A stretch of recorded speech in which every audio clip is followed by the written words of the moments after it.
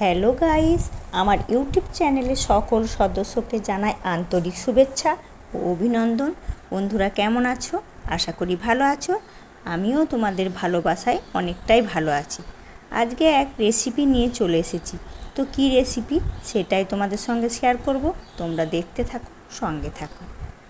আজ বানাবো পনির চপ। তো কী করে বানাচ্ছি চলো ভিডিওটা কন্টিনিউ করতে থাকো।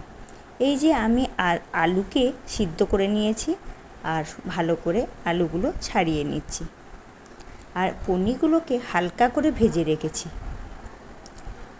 আর আলুগুলোকে সুন্দর করে ম্যাক্স করে নেব। আর এর মধ্যে আমি বাদাম দিয়ে দিলাম, কিছু বাদাম দিয়ে আলুগুলো হাতে করে সুন্দর করে মেখে নেব। চপ বানাবো তাই জন্য ভালো করে আলুটাকে মাখবো।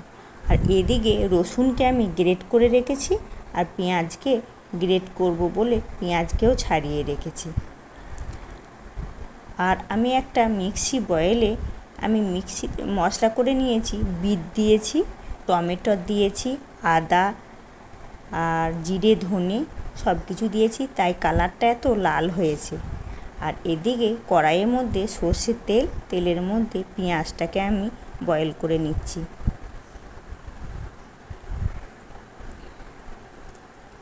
আর পেঁয়াজটাকে ভালো করে ফ্রাই করে নেব। আর এর মধ্যে রসুন মানে গ্রেট করে রেখেছি সেটাও দিয়ে দিয়েছি। আর এর মধ্যে মশলার মধ্যে লঙ্কা গুঁড়িও দিয়েছি। আর সব মশলাটা এই পেঁয়াজের ওপরে রসুনের ওপরে ভালো করে আমি এখন ফ্রাই করে নেব। আর এর মধ্যে একটু হলুদ দেবো।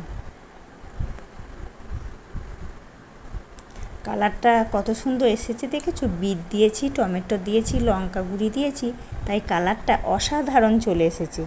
খুব সুন্দর কালারটা হয়ে গেছে। আর সুন্দর করে আমার মশলাটা হলুদ দিয়েছি, দেখো কালারটা কত সুন্দর হয়েছে। আর এদিকে দেখো আমি প্রায় হয়েই গেছে, তেল ছেড়ে দিয়েছে কড়াইয়ের মধ্যে, আর সুন্দর করে আমার ফ্রাই করা হয়ে গেছে। মশলাটা এখন প্রায় তৈরি হয়ে গেছে, একদম পারফেক্ট হয়ে গেছে। আর যেটা আলু সিদ্ধ করে রেখেছি তার মধ্যে এখন এই মশলাটা দিয়ে দেবো।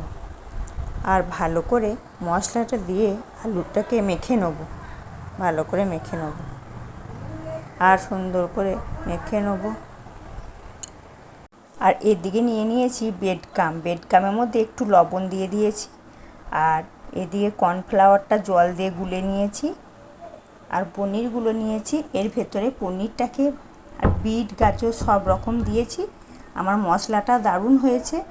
এরপর আমি চপের শেপ দিয়ে দেবো, আর ভেতরে একটা দুটো করে পনির দিয়ে দেবো।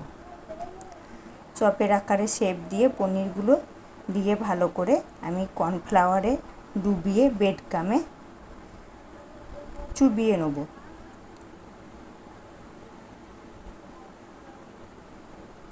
আর বেডকামে দিয়ে দেখো আমি সব দু কোট করে করছি, একবার করে বেডকামে চুবাচ্ছি, একবার করে কর্নফ্লাওয়ার দিচ্ছি, দুবার করে চুবিয়ে চপের শেপ দিচ্ছি। আর আমার সবগুলো এখন গড়া হয়ে গেছে, চপের শেপ দিয়ে দিয়েছি। আর এদিকে গ্যাসেতে আমি এখন সাদা তেল চাপিয়ে দিয়েছি। আর এদিকে তেল গরম হয়ে এসেছে, এর মধ্যে আমি চপগুলো একটা একটা করে ভেজে নেব।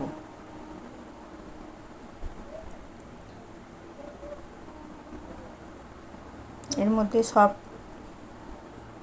চপগুলো আমি অল্প অল্প করে দিয়ে ভেজে নেব, আর একটু লাল লাল করে ভাজবো।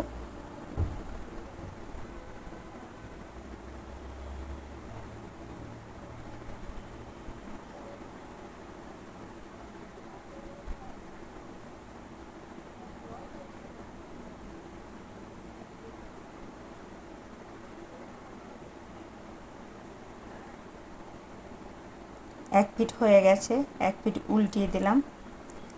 আর একটু লাল লাল হবে জিনিসটা আমার। দেখো আমার লাল হয়ে গেছে, প্রায় চপের মতন, কালারটাও ভীষণ সুন্দর এসেছে, খরমরেও হয়েছে। তো আমার এখন লাল লাল হয়ে গেছে, আমি সব চপগুলো এখন তেল থেকে তুলে নেব।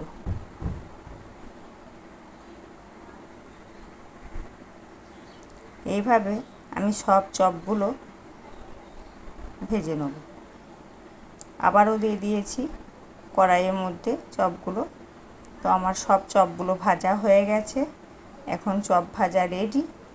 তো আমার হয়ে গেছে। আর দেখো, দুটো চপকে ঘষা লাগিয়ে কি খরমরে হয়েছে, খেতেও ভীষণ ভালো হয়েছে। একটা খেয়ে দেখাবো।